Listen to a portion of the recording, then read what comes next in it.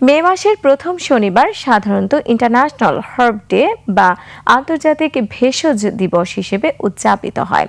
উত্তর গোলার্ধে মে মাসে বসন্তকাল থাকে, তাই এই সময়ে অনেক ঔষধি ও পুষ্টিকর গাছ প্রচুর পরিমাণে পাওয়া যায়। ভেষজবিদরা এই সময় ড্যান্ডেলিয়ন, নেটল, চিকউইড, হথর্ন এবং সুইট উডস সংগ্রহের পরামর্শ দেন, যেগুলোর ঔষধি গুণ রয়েছে।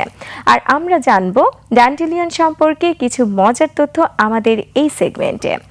ড্যান্ডেলিয়ন প্রাকৃতিকভাবে বেড়ে ওঠা এক অপূর্ব ভেষজ উদ্ভিদ, যা এর উজ্জ্বল হলুদ ফুল এবং রোমান্টিক বীজের গঠনের জন্য বিশ্বজুড়ে পরিচিত। এটি মূলত সূর্যমুখী পরিবারের অন্তর্ভুক্ত। গাছটি সাধারণত আকারে ছোট হয়, মাটির সমান্তরালে থাকা সবুজ পাতার গুচ্ছ বা রোসেট থেকে লম্বা বৃত্তের আগায় ফুল ফোটে।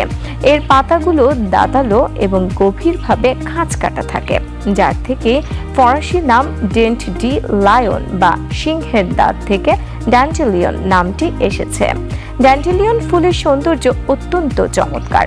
বসন্তকালে যখন এর উজ্জ্বল হলুদ পাপড়িগুলো সূর্যের দিকে মুখ করে হাসে, তখন মাঠ ঘাট এক অন্যরকম শোভা পায়।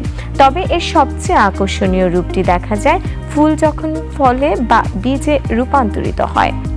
হলুদ পাপড়ি ঝরে গিয়ে সেখানে সাদা, তুলতুলে এবং গোলাকার এক চমৎকার গোলক তৈরি হয়। এর প্রতিটি বীজের মাথায় ছাতার মতো রোমশ অংশ থাকে, যা সামান্য বাতাসে প্যারাশুটের মতো উড়ে বহুদূর ছড়িয়ে পড়ে। শৈশবে অনেকেই এই সাদা গোলককে ফুঁ দিয়ে উড়িয়ে আনন্দ পান। প্রজাতির দিক থেকে ড্যান্ডেলিয়নের শত শত প্রকার বেঁধে থাকলেও সাধারণত ড্যান্ডেলিয়নই সবচেয়ে বেশি দেখা যায়। এটি মূলত ইউরোপ ও এশিয়ার স্থানীয় উদ্ভিদ হলেও বর্তমানে উত্তর আমেরিকা থেকে শুরু করে বিশ্বের প্রায় সব নাতিশীতোষ্ণ অঞ্চলেই প্রচুর পরিমাণে জন্মে। বাংলাদেশ সহ ভারতীয় উপমহাদেশে এটি পাহাড়ি অঞ্চল বা আর্দ্র পরিবেশে বেশি দেখা যায়।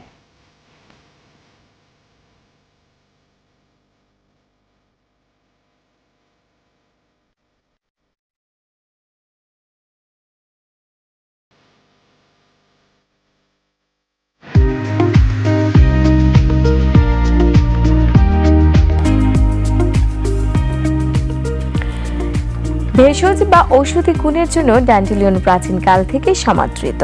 এর শিকড় থেকে শুরু করে ফুল সবই উপকারী। এতে প্রচুর পরিমাণে ভিটামিন এ, সি, কে এবং পটাশিয়াম রয়েছে। চিকিৎসা বিজ্ঞানে এটি লিভার ও কিডনির কার্যকারিতা বাড়াতে ব্যবহৃত হয়। এর চা হজম শক্তি বৃদ্ধি করে এবং শরীর থেকে টক্সিন বের করে দিতে সাহায্য করে। এছাড়া রক্তে শর্করার মাত্রা নিয়ন্ত্রণ এবং চর্মরোগের উপশমেও এর কার্যকারিতা রয়েছে।